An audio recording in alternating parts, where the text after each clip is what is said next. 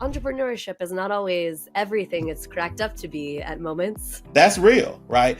You cannot tie yourself into a burden of unrealistic expectations created in a 30-second TikTok, right? You have to focus in on you. So what does success look like for you? People ask me, what does success look like for you, Kenny? I say, for me, it's that I die empty. We deal with people all the time in mortgage who make very little money according to, the regular standards. And I see people who make a ton of money. And you think, oh, the people who make a ton of money, like they're the more responsible ones. No, not necessarily. Nope. Sometimes their credit is 10 times worse than the person who makes practically no money. Hey guys, and welcome back to another episode of Financial Mastery Simplified. I am your host, Jacqueline or Jax Crider.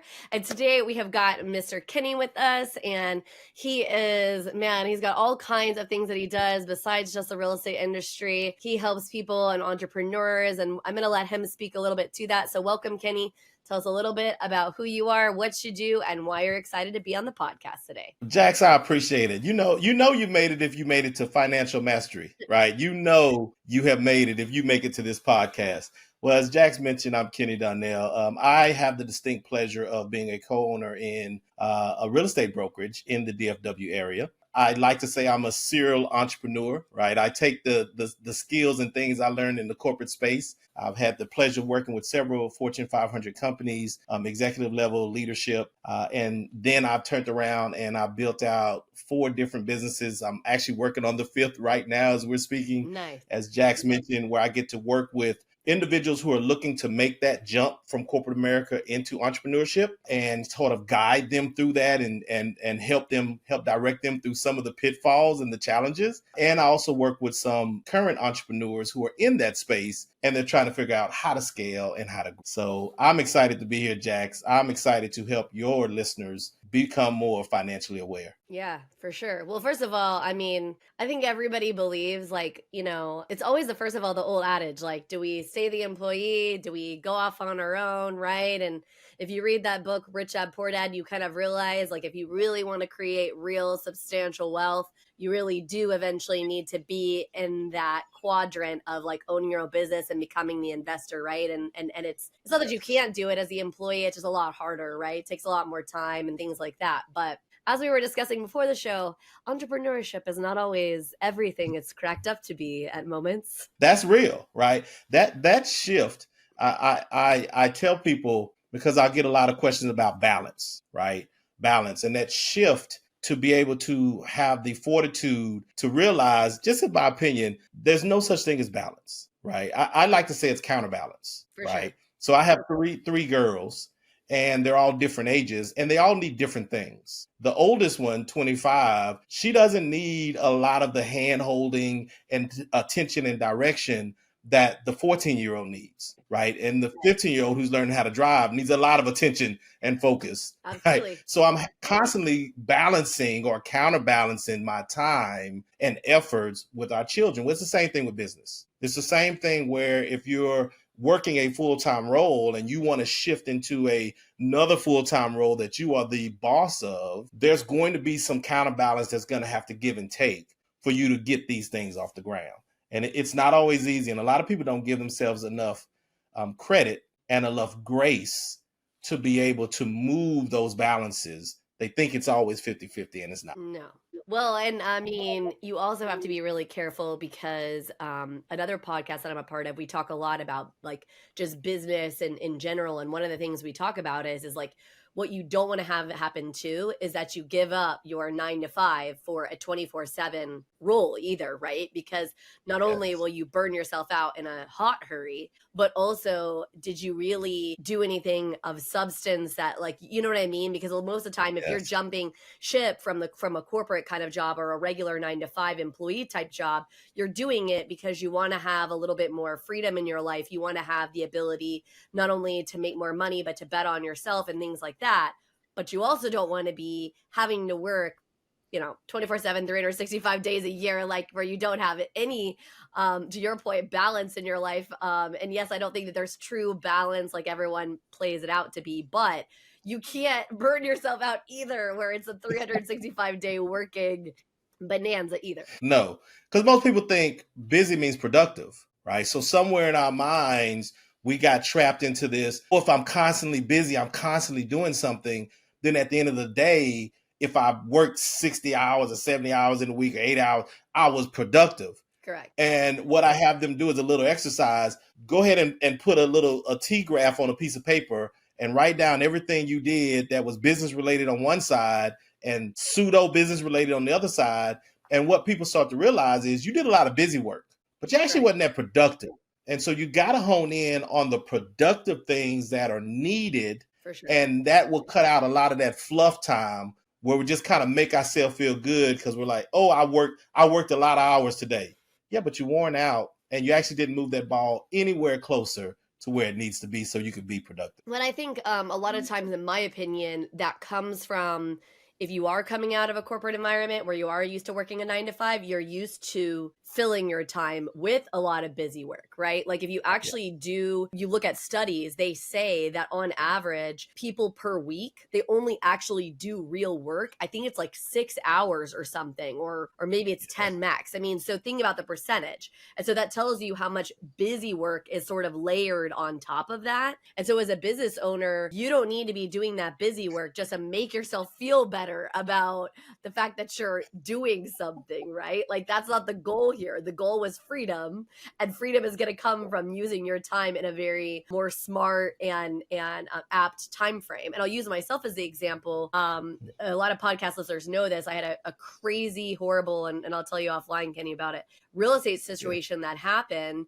that hasn't quite found itself to fruition yet. We're getting closer, thank goodness. But it forced me into the situation where now I had a lot less time than I've ever had in my whole entire life. And guess what? You think you're efficient with your time until you don't have any. And then you realize you're not so efficient with your time. And in a weird way, it's forced me to learn how to use my hours a lot smarter and to cut out some of the busy work and the things that maybe are not my highest and best use and things of that sort. But a lot of times, because we have the time, because we just, it's sitting there, we think to ourselves, well, it's not that big of a deal. Like, I don't really need to be that efficient with my time. It's okay. That's right. Because a lot of times when you move into that entrepreneur space, you really start to think that this is your time, right? You start to think that I have all this time. Where when you work for somebody, you knew that wasn't your time. That was the company's time, right? So that mental mindset shift that says, all right, there's 8 hours today, and I may be the owner of the company, but I work for the company. And so I need to give it the time that is required, and then identifying those high priority things that you need to do. And this is what a lot of people never had to do unless you were in a management leadership role, was then delegate those other tasks so that you have the freedom to do what is required for your highest and best time stamp, right?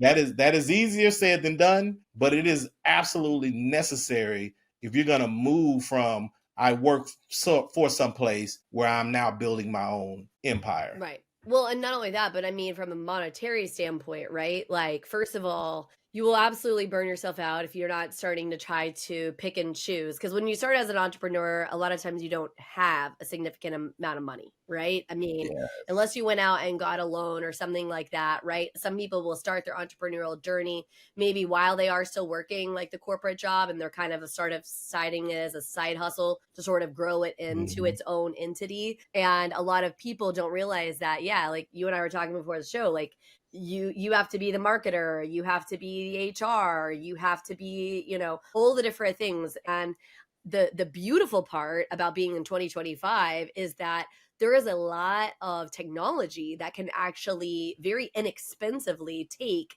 some of these things off of your plate, right? I joke all the time, even though I am an English creative writing major, so I'm actually very good at writing.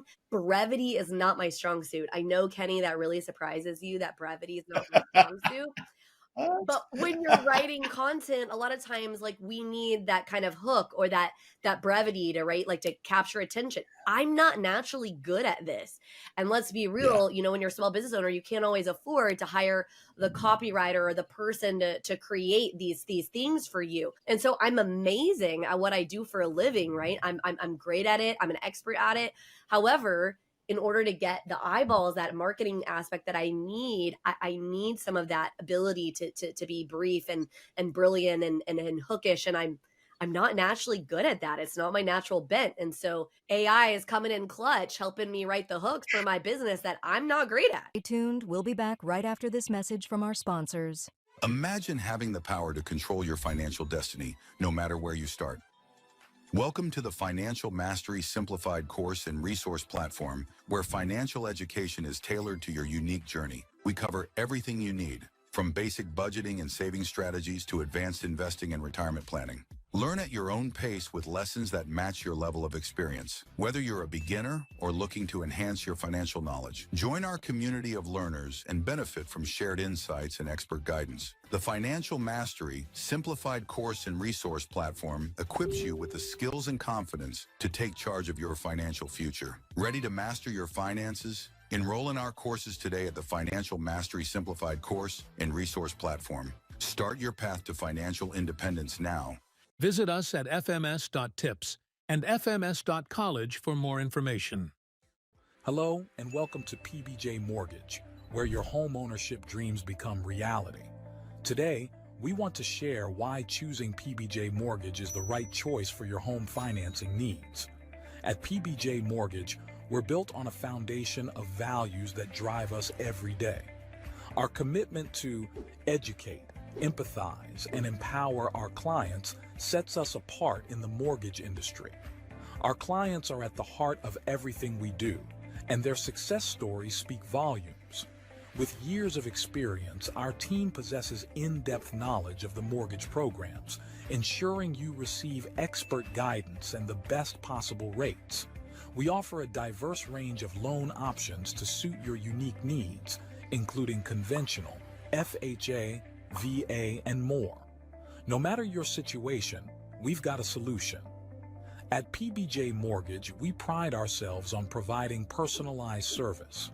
Our dedicated loan officers are here to guide you every step of the way, making the process as smooth as making a peanut butter and jelly sandwich. We understand that time is of the essence, which is why we've streamlined our processes for efficiency and convenience. Transparency and clear communication are paramount. You'll always know where you stand throughout your mortgage journey. Reach out to us today to set up a call to discover your options. If you're ready to make your home ownership dreams a reality, contact PBJ Mortgage today. Let us empower you during this exciting journey. Phone number 4-693-733-107 www.pbjteam.com. Visit our website or give us a call to get started. We look forward to helping you secure your future home. PBJ Mortgage, where home begins. Thanks for your patience. That AI platform, if people are not learning, even if it's just the baseline of how to put in specific needs and direction to get back a return. If AI was Jax, if AI was existent in any one of the other companies I started many moons ago, the money I would have saved in scaling and hiring people and content writers and all this stuff and ads, right now is an incredible time to be an entrepreneur. Absolutely. That is starting up with a limited budget, but you have limited time as well, and you're trying to stretch. Yep. Utilizing the AI technology effectively. I got turned on to a site yesterday, Jax, that was a lead magnet creation website, AI tool. Huh? Is it Page Will? No, it's something that I'd have to give you that. I mean, the first time I saw it was yesterday, and I typed in a prompt and I said, "This is the lead magnet I want. I want you to create the web page." 20 seconds later, it was a dynamic web page that had functionality. It was beautiful, and I was like, "Are you kidding me?" I know. The time and money I would have saved, and I'm a Fiverr guy. So I'd go out to Fiverr and I'd hire directly instead of hiring an ad agency and all that. I'd hire the people directly. Sure. Fiverr might be in trouble. Well, I just think that I actually, so I'm finishing a book right now, and I joke that I co-wrote it with AI because all my ideas and whatever, but AI was helping me organize it and shape it. So I was basically funneling AI exactly what I was wanting to say and whatever, and it was kind of shaping it up. And people just don't even understand. I mean, it literally, the book is called Ask the Question because it's about intellectual curiosity. And I am convinced that with entrepreneurship specifically, this is either going to make you so lazy where you're just not going to think anymore, and those people eventually are going to kind of fall out, or it's going to take your creativity and what you're capable of and explode it in a way that you can't even imagine, right? Because for me, I'm ADHD. And so, and a lot of entrepreneurs, let's be real, they're ADHD. Why? Because, you know, it's hard for us sometimes to focus on exactly what the head business person wants us to do and follow it in exact specific manner. And so my brain is always ping-ponging all over the place. And I have a lot of great vision, but of course, honing in those little tiny details can be a challenge for me. And Right. Absolutely. AI fills in that gap for me. And guess what? It's a $20 a month assistant that helps keep me in line, that I would probably have to pay a whole hell of a lot more money for, which is a beautiful, beautiful thing. Let's be real. It is. It is. And you had mentioned something a minute ago when we were talking about having to play all the roles and when you jump into entrepreneurship and the finances to be able to do these things, right? One thing that I coach people on is if you can, if possible, save at least a year's worth of expenses. Already have it saved where when you launch into this entrepreneur journey, you're not what I call sales thirsty, right? You have to get a sale immediately because then you start stressing, you start stretching, you start compromising things that you normally would not do if you were not money dependent, right? So if you can at least have that 12 months of expenses where you don't have to worry about light bill because TXU around, they still want their money, right? The mortgage, the company still want they do not care. Well, I just started a business, right? I'm just beginning. Yeah, that water bill is still due, right? So the car note is still due. So you have to be able to give yourself the stress freedom where the need to make money immediately is not present. Then you have the freedom to move forward. But yeah, not a lot of people have the patience. I've been in jobs where I was just ready to get out. Like I was done. The grace was over. I have no more. I could not do it anymore. And I was ready to jump. The one thing that always held me is those bills. Yep. You jump into what? So my thing is always save up 12 months, 18 if you can, more if you can, so that you can actually devote the time and effort to growing your business without the stress of the financial burden. Oh no. Well, and I mean that I talk a lot on the podcast about being intentional, because the truth of the matter is that a lot of people believe that because I'm in mortgage, that what I care about most is just getting that transaction done, right? Because let's be real, just like real estate, I don't get paid if the loans don't close, right? So that is my objective. And the truth is it's not. I actually want you to financially succeed. I want you to be in a place where you feel good about it, right? And the only way that happens is if you are self-aware and you're intentional with where are you going? What is it that you want or whatever? Because I can't tell you that. I have no idea if you want to live comfortably in 1,000 square foot house or a 50,000 square foot house, right? I mean, you and I both know we're happy to help with whatever that looks like on that side. Or we've even had clients where as they started going through the process, they kind of realized homeownership wasn't necessarily for them, right? I'll never forget it. And I tell this story a lot. She actually was a guest on my podcast. She's probably going to come back on as a guest. When she and I had a very first meeting, so she's a financial coach. And so one of the things that she does is kind of help people figure out where they maybe should be investing their money and some things like this, et cetera, right? And we had this conversation because we got introduced, and she realized that I'm a pretty direct, pretty blunt person. And so she's like, what exactly are you planning on getting out of this meeting? And I was like, okay. And I was like, why do you ask that question? That was my next thing I asked her. And she said, well, I just don't know if we're really very aligned. I said, okay, that's fair. Why do you say that? And she's like, well, you believe that everybody should own a house. And I said, no, you're wrong. I don't actually believe that. I think it's the largest wealth differentiator there is, as far as for most people, it is going to be the one big thing that really does start setting their wealth on fire. However, that doesn't necessarily have to be the case for every single person. And I said, why do you ask me that question? She said, well, I never want to own a home. I said, okay, great. That's no big deal. Why is that? Why do you feel that way? And so she had some very specific reasons. I said, great. Do you have a plan to be able to set yourself up for success in the end of your life, right? For retirement, stuff like that. She's like, yes. And she kind of laid out for me the way that she was investing money and how she was handling all that. I said, awesome. So you're living intentionally. It's not a problem for me, Yes. right? You have Yes. your goals in place, and that's why I started Financial Mastery Simplified. It doesn't have to look the same way. Your version of success doesn't have to look like my version of success.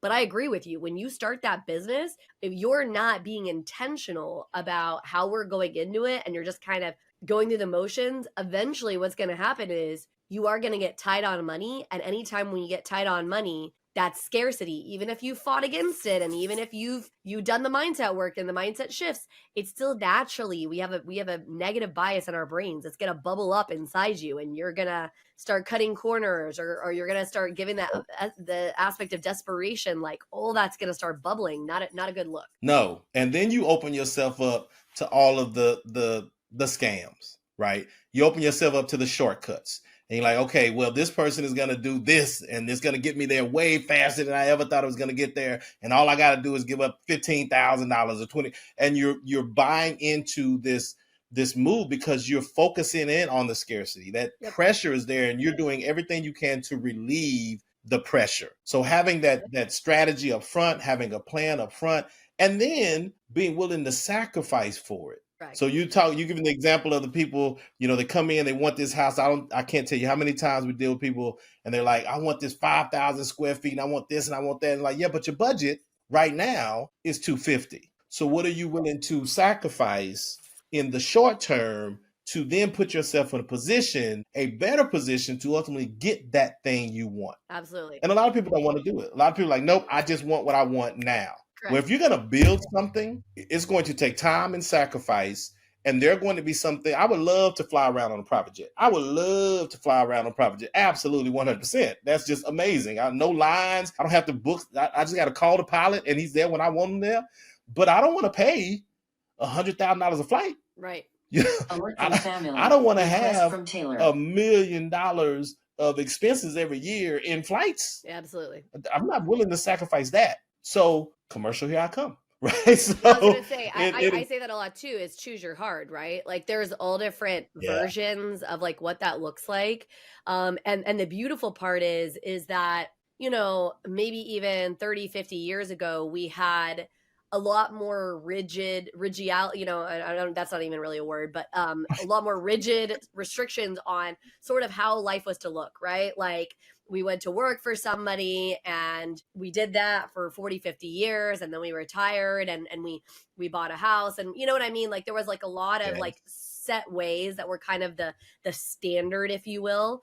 But this is 2025 and people are living lives that look totally different, and my life doesn't have to look like my brother's life, doesn't have to look like your life, doesn't have to look like whatever, right? We're a part of a very global economy. We have more technology and information at our fingertips than we've ever had before. So I tell people all the time, you have literally zero excuse to not get exactly what you want out of life, because the truth is you have more access to information and free information or very inexpensive information than you've ever had before, right? You can set up your goals. And so now this is where, and even to your point, where you're trying to figure out, making sure you have that money, you've got to take a step back and start asking yourself hard questions about, okay, what's going to make sure that I'm comfortable? I agree with you. 12 months is amazing. If you can do more, that's awesome. But only you know where that breaking point is.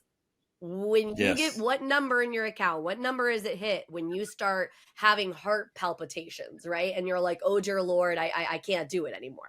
I mean, I can't answer that question for you, and neither can Kenny. But when you're kind of going down these paths with anything that you do in life, even if it's not starting your own business, you have to live with intention to know like what you're comfortable with so that you can make good decisions to ensure that you're doing the right thing by yourself, by your family, and not putting yourself into a compromising position. That's true, right? When you talk about decision, you talk about direction. The other thing that I hear that brings out of that is courage, right? You absolutely be intentional. You have to have decision. What am I going to do? How am I going to do it?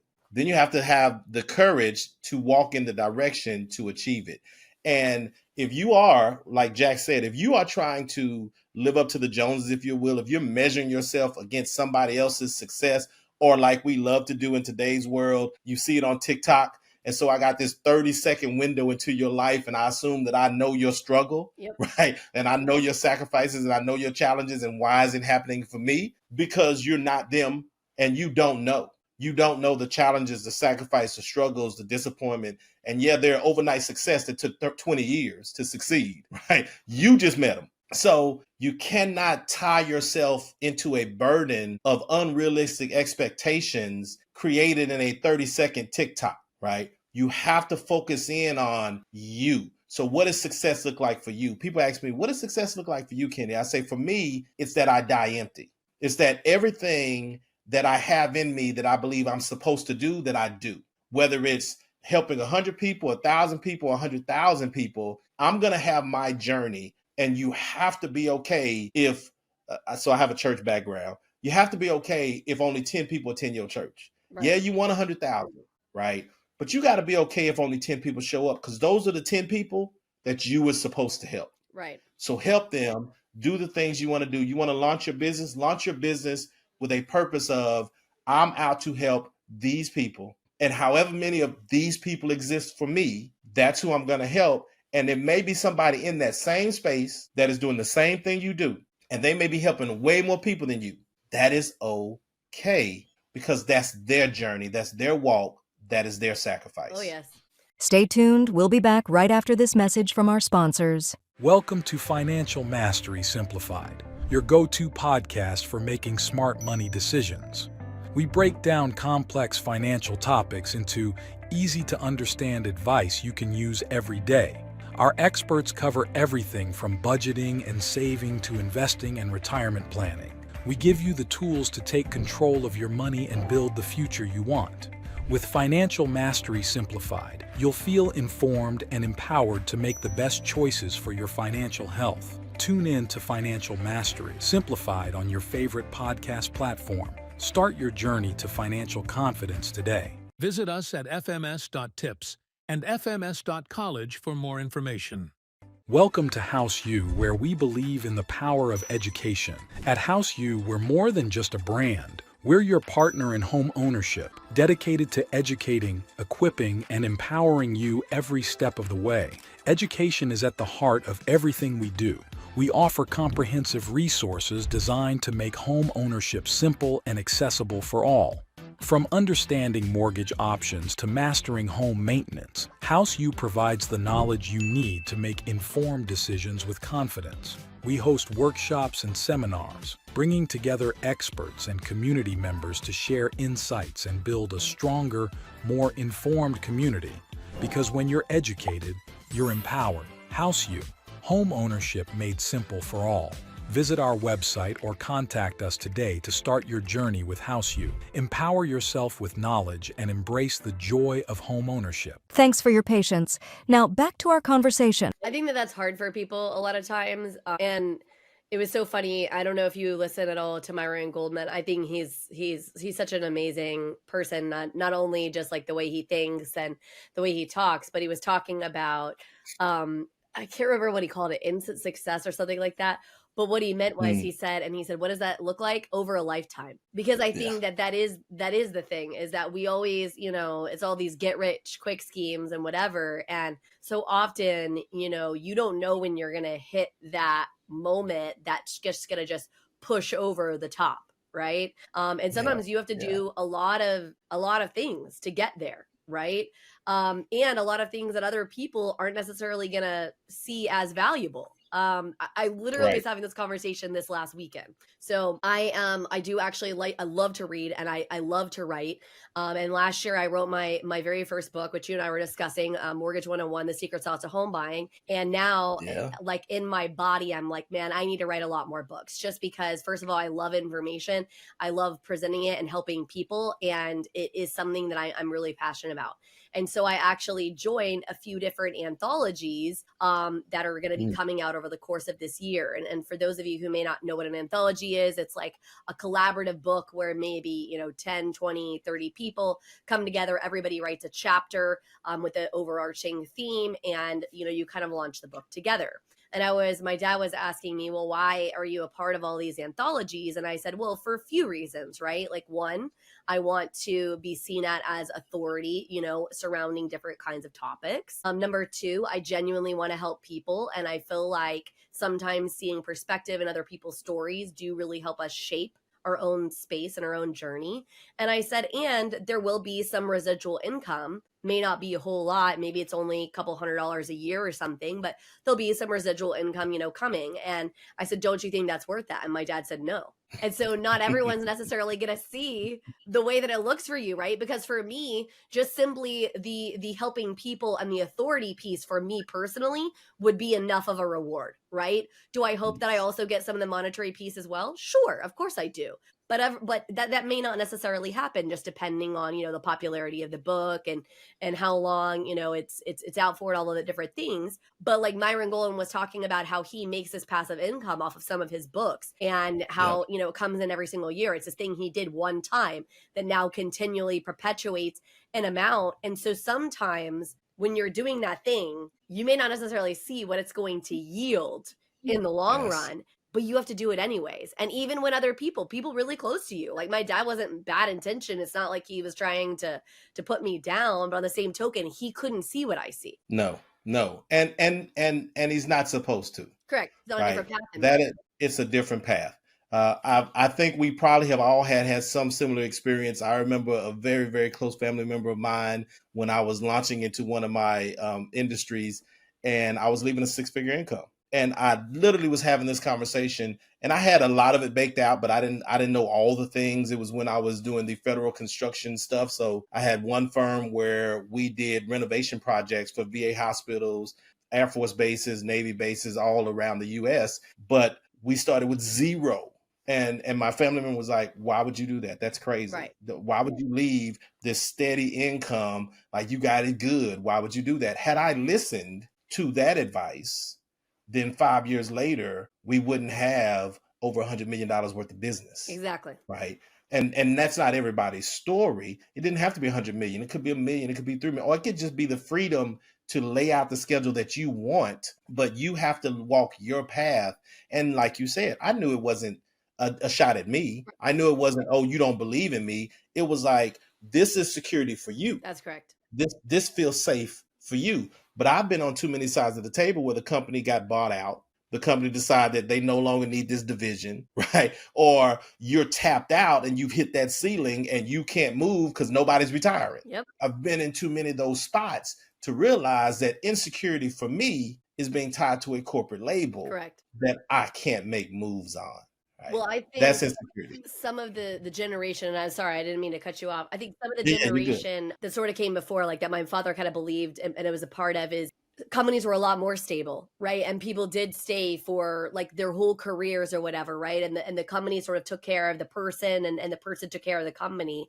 And unfortunately, with a lot of the changes to how we handle business, right? And that it's a lot less people focused and a lot more numbers focused and just, kind of raw data, this created a challenge. And so I tell everybody, I mean, I had this conversation with my parents last night. I was like, look, everything holds risk, every single thing. Staying at that job, it holds risk because you're putting your life in the hands of that company, and the company could go under, it could lay you off. I mean, it's so many different things, whatever, right?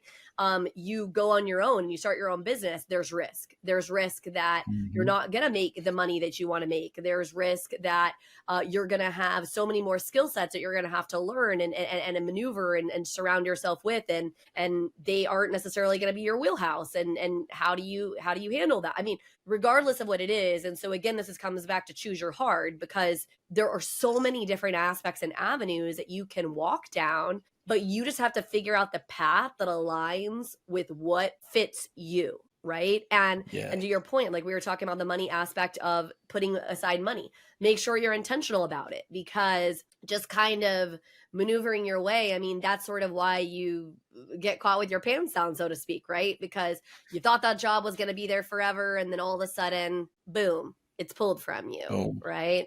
Or you thought that job was going to, your new business was just going to take off from day one, and you didn't put any money in the bank at all, and take a little longer than you thought. A little long. Or I see this a lot, Jax. You finally got the client. You got the client. You're making some money to bank, and now you're going on vacations. Right now you spending like you have arrived. Right. And the thing that I have learned is that's great to have some success out the gate. It's wonderful, and it's wonderful to see money coming to that bank. But you almost have to act like it's not there. For sure. You have to maintain your foot on that pedal and continue to push through, because it is easy, and I say this and understanding full well what I mean. It is easy to make money, but you said this earlier, Jax. If you give me the person who makes $1 million but has $1.1 million in expenses, you're not in any better position than the person that makes 50,000 and has 51,000 in expenses. Absolutely. Right? You just have more expenses. You just have more vulnerability. Correct. But you're still both struggling, because if you can't manage those finances, no matter how much money you're making, to put yourself in a position to build, grow, and expand, and then diversify, it's a struggle all the way around, no matter if you're $1 million a year, 10 million a year, or 50,000 a year. Yeah, for sure. I mean, I was telling you that before the show, that we deal with people all the time in mortgage who make very little money according to, the regular standards. And I see people who make a ton of money. And you think, oh, the people who make a ton of money, like they're the more responsible ones. No, not necessarily. Nope. Sometimes their credit is 10 times worse than the person who makes practically no money. And you know what I mean? And sometimes the person who makes very little money has actually a lot more money in the bank, you know what I mean, than the person who makes a ton of money. And so they're not necessarily a direct correlation. I actually got in to more of like kind of the financial coaching and like doing the podcast and creating courses that kind of help with some of that, to kind of, because a lot of that is actually like surrounding limiting belief and some of like our financial and money trauma from like our past and things of that sort. And a lot of that it goes into why we make some of the decisions and do some of the things that we do. There's a lot of scarcity that's actually built into our DNA. And so people, it's so funny, if I make any video about it's not your fault, like the scarcity piece is not your fault, and they're like, it is their fault, and they're like, be responsible. I'm like, whoa. I didn't say they didn't have to be responsible in the present moment. I said that the reason that this exists is not their fault, right? The scarcity, like it is actually built within you. I'm like, calm down. I'm not letting them off the line. I know people like, oh my God, you got to hold them responsible. Like, okay, there is still responsibility to be had. Like, relax, people. I'm like, okay, everybody, just take a deep breath. We're like, if you listen to anything I produce, I always joke that the answer is it depends and live with intention. Those are like the two things. Like the whole premise for Financial Mastery Simplified is your life, your terms. Because the truth is, I mean, it doesn't necessarily negatively affect me if you want to be homeless and you don't have any money in your account or whatever, right? Like it's not affecting me personally. I just believe that everybody can live a life that they want to live with intention in the way that they want to live it, if they're willing to do the work, right? If they're willing to do the self-realization of understanding what this looks like. And when it comes to starting a business, that is what it starts with. And understand, and I can guarantee you, Kenny can attest to this too, neither one of us are perfect at this. I raise my hand all the time. I joke around. I have more information and more education surrounding money than probably most people will ever have in their lives. And I still buy 400 purple cups. Like, why do I do that? Right? I mean, the compulsion to buy purple cups, I don't know. But again, this is all about self-awareness, digging deep, trying to understand. And when it comes to financial mastery, these are the things and the steps that you need to take. Whether you're starting a business, whether you are somebody who doesn't have a business and you do just want to have the employee mindset, whatever. I mean, because there's other ways to become an investor while you're working, for a company, if that's really what you feel like your highest and best use is, right? That's real. So I wrote a book too, Jax, the employee from employee to boss. And it's interesting. A lot of people will hear that title and they think entrepreneurship, and it is mainly dealing with entrepreneurship, but it's really more mindset, right? Where you can be an employee, but if you have a boss mindset, you move differently within that corporation. Oh, you do. Right. You open up other opportunities within that corporation when they see you way further than just a position. Correct. So yeah, entrepreneurship is not for everybody. Somebody has to help build. Correct. Right? Somebody has to help structure the thing and make sure the organization continues to run, but being invaluable in the position you're in. I had one of the most amazing, I think, mentors and managers I've had in my life. And one thing that he told me that has always stuck with me has been, don't bring me problems, bring me solutions, right? Bring me the solution. Yeah, I recognize the problem. I probably see it before you see it, right? So don't bring me the problem. What is the solution? What have you thought about, spent time contemplating on, and focusing on how to get us past the problem? Correct. That's when you make yourself invaluable in that role. That's when you begin to put yourself in a different position. Yeah, maybe everybody has a degree, right? Maybe you're up against somebody with similar experience, right? Maybe they even have better connections than you within the organization. Right. But if you can come and solve problems and issues and remove stress and challenges off of people's plates, that's somebody we want to keep around. That's somebody we want to promote. That's somebody we want to enhance. It's funny that you say that, because as a manager, that's always what I would tell my people. I'm like, look, you can come with me with anything, right? Like, tell me the things that you think are going wrong. But if you're going to come and tell me something that's going wrong, I want to know what you believe you could do to fix it, or what the solution is to be able to do it. Because if you're just coming to me to tell me about problems all the time, pardon my French, but that's just bitching. Like, you're just coming to vent and just say your piece, whatever. Like, that's not what this is about. So there's a problem and we need to fix it. Great. What are some suggestions? Because you may have some better ideas than what I have, being that your boots on the ground. That's why a lot of times you're seeing the problem, right? And so I need to know, what do we feel like that we can do to correct this, right? And then understand that you're then giving me the opportunity to give you some perspective on maybe why some of the things you think or suggest can't necessarily happen in the way that you want to, right? Yeah, that's right. That's right. Working through that. So whether the goal is start your own thing or expand where you are, there's value in you owning your piece. So this goes back to what we've been talking about this whole time, Jax. Owning your position, owning your role, whether your role is CEO or your role is account manager, whatever it is. Right. Own your role and bring the best version that you can bring every single day. Show up, be productive, give all that you have to what you're to be doing. The Bible talks about put your hands to work in the best way possible, and you will yield fruit. You're going to be successful, but it's up to you. It's 100% up to you. My mom always taught me that you should be a true expert at whatever you do. And if you're at a job right now, right, and maybe you don't have the desire to be an entrepreneur, right, I think that is a role that a lot of people do desire, because it does give them more time and more freedom. But if that's not your desire, if you don't feel like you have the passion or the ability to be the expert in your role, then you need to find another role within the same company or somewhere else, because the truth is you'll never reach true success, whether it be financial or otherwise, if you're not doing something that lights you up. I was telling Kenny before we started this that the whole premise for how I run Financial Mastery Simplified as a podcast is I actually let my guest pick what we're going to discuss. And why do I do that? I do that because if they're passionate about the subject, right? Because I'm very passionate about money, and I legitimately could talk to a wall about it for I don't even know how many days or years. So that's not the issue here, right? I want to make sure that we're discussing something because that's what's going to be helpful for them to be able to show their expertise, and helpful for the listener to be able to hear and glean really good information. And so if you're wanting financial success, you will never find it if you are not doing something that is going to light you up inside. That is real, period. Jax, you could put that on the t-shirt.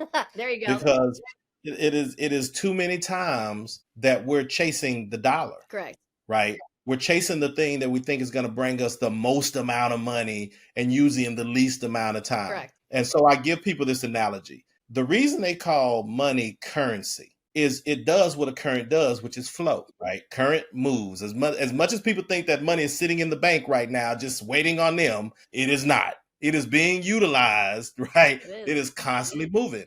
Well, if you're chasing money, the current is flowing away from you. You're in the wrong position. You're behind it. If you're chasing money, you are racing and chasing a water that is flowing away from you. Yep. You have to position yourself, position yourself in front of something. What are you attracting? What are you pulling to you? Whether that is the financial resources, whether that is the connections you need to make the move to the next role, whether that is the connections you need to make the move to the next entrepreneur venture, whatever that is, you have to attract it to you in order for it to be there. And nothing attracts if there's not a passion behind it. Correct. Because people can see through it. If you don't believe in it, if you're not passionate about it, not only can people see through it, but you're not gonna stick with it. No.